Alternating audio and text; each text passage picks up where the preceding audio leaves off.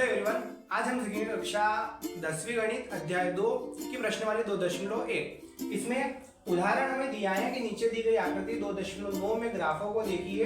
प्रत्येक स्थिति y बराबर px जहां px एक बहुपद है का ग्राफ है। ग्राफों से प्रत्येक के लिए px के शून्य की संख्या ज्ञात कीजिए। हमें आकृतियां दी गई है, इन आकृतियों में हमें शून्यकों की संख्या गिननी है।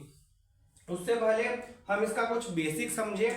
हम ये कह सकते हैं कि एक जो है हमारे पास रेखा ये है y और y डैश के रूप में, तथा एक रेखा हमें दी गई है x और x डैश के रूप में। उसके बाद इसमें जो ये लाइनें या रेखाएं बना रखी हैं इसको हम बोलेंगे परवलय वक्र। अब अगर ये वक्र इस प्रकार से, हमें केवल और केवल इतना ध्यान रखना है कि जहां हमारा कटान बिंदु या जहां हमारा प्रतिच्छेदित बिंदु होगा वह हमारा शून्य कहलाएगा।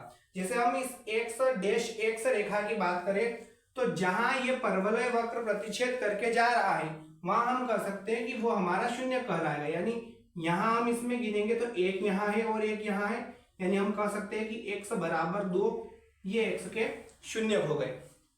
y डैश की बात करें तो इस रेखा पर एक कटान बिंदु मिल रहा है, यानी y का शून्य होगा 1। ये बात तो हुई सीधी सी जब परवलय वक्र घुमावदार हो। ऐसी कंडीशन के साथ जब कभी हमें इस प्रकार की आकृति दी जाए जिसमें रेखाएं एक दूसरे के समांतर हो, उसमें हम ध्यान रखें। जैसे ऐसी रेखा हमें दी गई है तो हम कह सकते हैं कि ये y और y डैश पर बनी हुई है, यानी y का शून्य होगा 1 और x रेखा पर किसी प्रकार का कोई घटान बिंदु नहीं है, यानी x पर कोई शून्य नहीं होगा।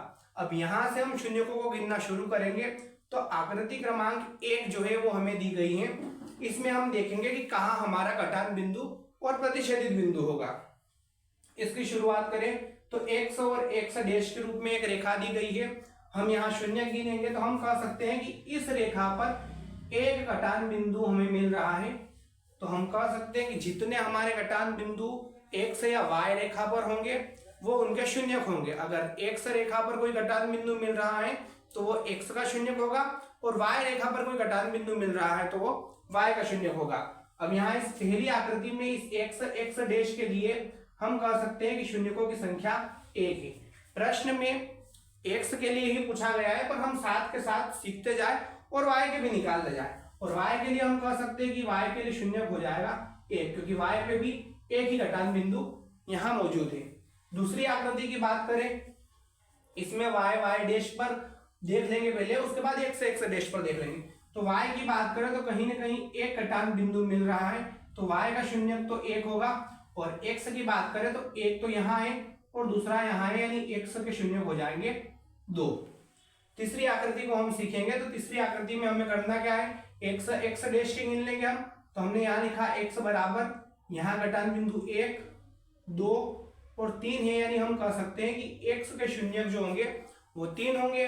y डैश की बात करें तो यहाँ एक आकृति हमें या एक रेखा हमें दिख रही है जहां ये परवलय वक्र प्रतिच्छेदित कर रहा है रेखा को, तो हम कह सकते हैं कि y के बराबर हो जाएगा 1। चौथी आकृति की बात करें तो यहाँ x और x डैश पर एक कटान बिंदु मिल रहा है, यानी x का शून्य हो जाएगा 1, और y पर एक कटान बिंदु मिल रहा है, यानी यहाँ हो जाएगा y बराबर भी 1। पांचवी आकृति, इसमें हम देखेंगे x और x डैश के रूप में यहाँ एक रेखा प्रतिच्छेद करके जा रही है, यहाँ एक रेखा स्पर्श करके जा रही है। तो हम कह सकते हैं कि x का शून्यक तो हो जाएगा 1, और y की बात करें तो y पे शून्यक यहाँ एक कटान बिंदु मिल रहा है, यानी y का शून्यक हो जाएगा 1। आखिरी आकृति की बात करें इसमें तो x डैश और x की इस रेखा पर हम देखेंगे तो हम गिन सकते हैं यहाँ से 1, 2, 3 और 4, यानी x बराबर हो जाएगा 4। और y डैश y की बात करें तो यहाँ एक कटान बिंदु मिल रहा है, यानी यहाँ हो जाएगा y बराबर 1। इसी प्रकार से हमें प्रश्नावली 2.1 का प्रश्न क्रमांक 1 दिया गया है कि किसी बहुपद px के लिए y बराबर px का ग्राफ नीचे दिया गया है। प्रत्येक स्थिति में px के शून्यकों की संख्या ज्ञात कीजिए। हमें इसमें भी उसी प्रकार से शून्य गिनने हैं जैसा हमने पिछले उदाहरण में गिने थे। यहाँ इस पहली आकृति की अगर हम बात करेंगे तो यहाँ हमें शून्यकों की संख्या लिखनी है। तो x के बराबर हम बात करें, यहाँ x पर किसी प्रकार का कोई कटान बिंदु हमें नहीं मिल रहा है, तो x तो हो जाएगा 0, और हमें यहाँ पी एक्स का ही ढूंढना है।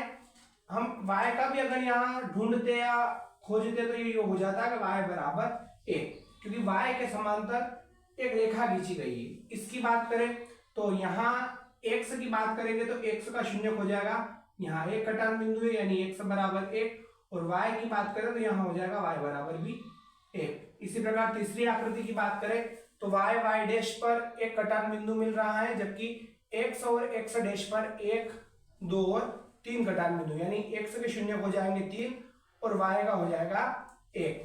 आकृति इसी की चौथी दे रखी है, इसको हम सीखेंगे। एक्स एक्स डैश पर यहाँ 1 और 2 कटान बिंदु है, यानी एक्स के शून्य हो जाएंगे 2 और वाई पर किसी प्रकार का कोई कटान बिंदु नहीं है, यानी वाई का शून्य हो जाएगा 0। आकृति 5 की बात करें तो इसमें y और x दोनों के हम शून्य गिनेंगे। यहाँ x रेखा पर देखेंगे सबसे पहले 1 2 3 और 4, यानी x का शून्य जो है वो है 4, और y की बात करें तो y का शून्य यहाँ हो जाएगा 1। आखिरी आकृति बची है, इसमें हम शून्य गिन लेते हैं। तो x और x डैश पर शून्यों की संख्या ज्ञात कर लेते हैं पहले।